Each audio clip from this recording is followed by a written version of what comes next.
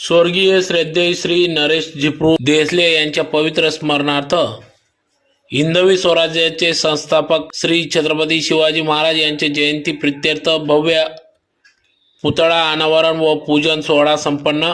याबाबत अधिकृत असे की आज 6 मार्च 2026 रोजी संध्याकाळी 6 वाजता विद्यानगरी येथील श्री स्वामी समर्थ केंद्र शेजारी असलेल्या इंजिनियर मोहित देसले यांच्या घराच्या प्रांगणात या ठिकाणी स्वर्गीय श्रद्धेय श्री नरेश झिपरू देसले यांच्या पवित्र स्मरणार्थ हिंदवी स्वराज्याचे संस्थापक श्री छत्रपती शिवाजी महाराज यांचे जयंती निमित्त या ठिकाणी भव्य 15 फूट उंच मूर्तीचा श्री छत्रपती शिवाजी महाराज यांचा पुतळा अनावरण व पूजन कार्यक्रम आरती करून या ठिकाणी कार्यक्रमास सुरुवात करण्यात आली।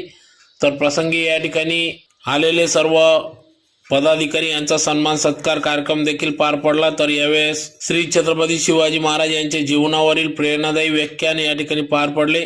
यावेळी अभप शिवचरित्र व्याख्याते प्राध्यापक सचिन महाराज शास्त्री बोरकुंडकर यांच्या वाणीतून या ठिकाणी व्याख्यानाचे आयोजन करण्यात आले होते। तर प्रसंगी या ठिकाणी मोठ्या संख्येने भाजपाचे सर्व पदाधिकारी उपस्थित होते। यावेळेस भाजप ग्रामीण महिला जिल्हाध्यक्षा तथा माजी जिल्हा परिषद अध्यक्षा धरतीताई देवरे यांच्या हस्ते आरती सुरुवात करण्यात आली। तर यावेळेस मोठ्या संख्येने सर्व भाजपचे पदाधिकारी महिला पुरुष वर्ग मोठ्या संख्येने शिवप्रेमी देखील उपस्थित होते। तर या कार्यक्रमाचे आयोजन भाजयुमो धुळे महानगर जिल्हा सरचिटणीस इंजिनियर मोहित देसले यांनी केले होते। तर यावेळी पृथ्वीराज आधार पाटील धुळे महानगर जिल्हा भाजपा जिल्हा उपाध्यक्ष हिरालाल पाटील, वैभव कासार, तनय पाटील, तृणय विजय जगदाडे, ऋषिकेश शिंदे आदींनी या कार्यक्रमासाठी अथक परिश्रम घेतला। तर मोठ्या संख्येने भाजप पदाधिकाऱ्यांसह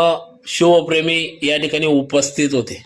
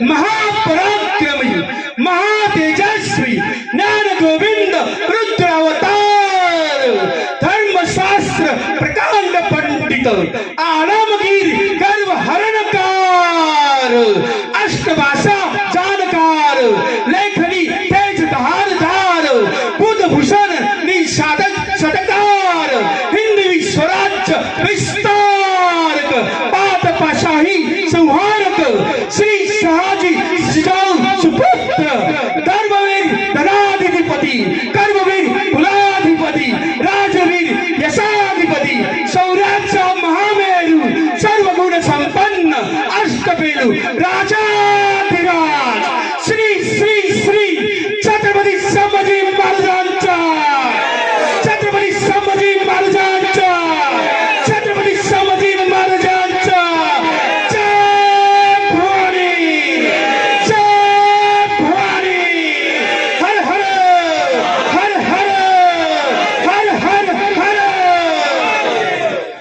हा शिवजयंती महोत्सव साजरा करण्याकरिता आज आपण सगळे या ठिकाणी उपस्थित झालेलो आहोत। सर्वप्रथम तुमच्या सगळ्यांचं या व्यासमंचावरून सर्वप्रथम स्वागत करतो स्वर्गीय श्रद्धेय श्री नरेश जिप्रू देसले यांच्या पवित्र स्मरणार्थ हिंदवी स्वराज्याचे संस्थापक छत्रपती शिवाजी महाराज यांच्या जयंती प्रित्यर्थ भव्य अनावरण व पूजन सोहळा सुद्धा आपण या ठिकाणी पाहिला आणि या समवेत आयोजकांच्या विनंतीला मान देऊन आपल्या या समाजामध्ये ज्या छत्रपती शिवाजी महाराजांच्या विचारांनी आपण प्रेरित झालेलो आहोत, त्यांच्या चरित्राचे गुणगान, त्यांचा इतिहास तळागाळातील सर्वसामान्य जनतापर्यंत पोहोचावा, कळावा आणि पुन्हा या तिथीनुसार शिवजयंती महोत्सवातील एक त्यांच्या इतिहासाला स्पर्श करता यावा हा पवित्र भाव अंतःकरणामध्ये धारण करून ज्यांनी या ठिकाणी आमंत्रित केलं ते इंजिनियर मोहित नरेश देसले, जिल्हा सरचिटणीस भाजपा, त्यांच्या या कार्याला पुनश्च एकदा शिव इतिहासातून सलाम करतो आणि आजच्या व्याख्यानाला प्रारंभ करतो. सर्वसारखी बोलतात, अनेक माणसे वाघासारखी चालतात, अनेक माणसे वाघासारखी बोलतात, अनेक माणसे वाघासारखी चालतात, अनेक माणसे वाघासारखी कार्य करतात, परंतु बोले तैसा चाले त्याची वंदावी पाऊले या वृत्तीला वास्तव्यात उतरवणारे सर्वप्रथम छत्रपती शिवाजी महाराजांना मानाचा मुजरा करतो. अन्न ना सन्मान ज्याला प्रेरणा माझी असू द्या, अन्न ना सन्मान ज्याला प्रेरणा माझी असू द्या, माणसाची लेकरी ही माणसा जैसी जगू द्या, अशा विचारांना वृद्धिंगत करणाऱ्या छत्रपतींना सर्वप्रथम अभिवादन करतो. आपल्या शहापुत्र शिवपुत्र असणाऱ्या स्वराज्याच्या रक्षणाकरिता उभे केलेल्या बाळाला रामायण महाभारतातील कथांनी प्रेरित करून संस्कारांचं बीजारोपणाचं धाडस करून स्वराज्यासाठी खर्ची पाडणाऱ्या मुलाला संस्कारांचे धडे देणाऱ्या राष्ट्रमाता मासाहेब जिजाऊंना सर्वप्रथम अभिवादन करतो. तुम मुझे खून दो मैं तुम्हें आजादी दूंगा म्हणणाऱ्या नेताजी सुभाषचंद्र बोस असतील, वयाच्या 23व्या वर्षी हसत हसत पासावर जाणारे भगतसिंग, राजगुरू सुखदेव असतील, नवे नवे मैं मेरी झाशी नहीं दूंगी म्हणणारी एक रणरागिणी झाशीची राणी लक्ष्मीबाई असेल, वीर सावरकर असतील आणि यांच्या समवेत 9 वर्षाचा नंदुरबारचा शिरीष कुमारही याच महाराष्ट्राच्या याच भारत भूमीच्या मातीमध्ये जन्माला येतो आणि त्या अत्याचार करणाऱ्या इंग्रज अधिकाऱ्यांना ठणकावून सांगतो, हिम्मत असेल तर त्या मुलींच्या काय माझ्या छातीत गोळ्या घाला. या देशाच्या या महाराष्ट्र राज्याच्या 9 वर्षाच्या मुलामध्ये ही हिम्मत येते तरी कुठून, तर त्या 9 वर्षाच्या नंदुरबारच्या शिरीष कुमारामध्ये हे सामर्थ्य फक्त आणि फक्त महाराष्ट्रातील एकमेव राजा छत्रपती शिवाजी महाराजांच्या विचारांनी प्रेरित होतो आणि इंग्रज अधिकाऱ्यांना ठणकावून सांगतो, हिम्मत असेल तर मुलींच्या काय माझ्या छातीत गोळ्या घाला आणि हसत हसत देशासाठी शहीद होतो. ही प्रेरणा कुणाकडून मिळत असेल तर ते नाव आहे छत्रपती शिवाजी महाराज. ज्या राजाकडून आम्हाला ही प्रेरणा मिळते त्या राजांचा इतिहास बुलंद आहे, ज्या राजाकडून आम्हाला ही प्रेरणा मिळते आज 350 वर्ष झाले त्या राजांच्या इतिहासाचे प्रत्येक पान आजही आमच्या रक्ताला उसळणी घालतं, आजही आमच्या धमन्यांमधलं रक्त उसळतं. फक्त आणि फक्त छत्रपती शिवाजी महाराजांचा इतिहास आम्ही आमच्या समोर आणतो, त्यावेळेस आम्हाला त्या इतिहासाच्या काळ्या रात्रींची आठवण आमच्या डोळ्यात.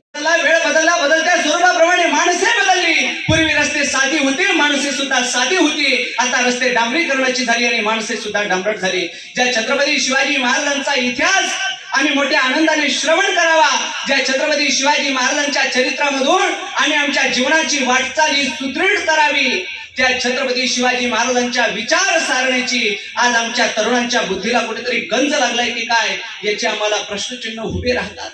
छत्रपती शिवाजी महाराज आणि आजचा तरुण या विषयाचं साम्य जर तुमच्या माझ्या समोर प्रकट झालं तर अंगाला शहारे आल्याशिवाय राहणार नाही. एकीकडे हा देश कधी वाकत नव्हता, हा देश कधी नतमस्तक होत नव्हता, एक एक परकीय आक्रमण व्हायला लागले, एक एक परकीय सत्ता या महाराष्ट्रावर गाजवू लागले.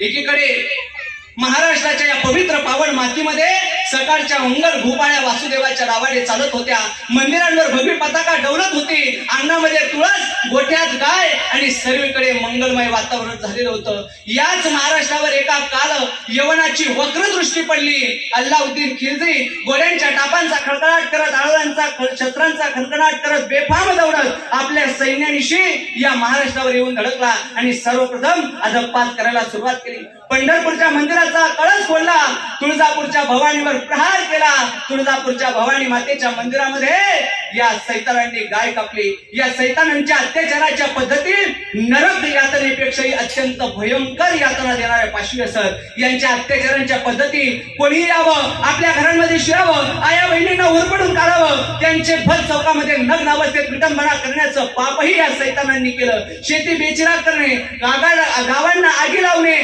जो या आया बहिणींची अब्रू वाचवण्याकरता येईल त्याची जागेवर कत्तल करणे.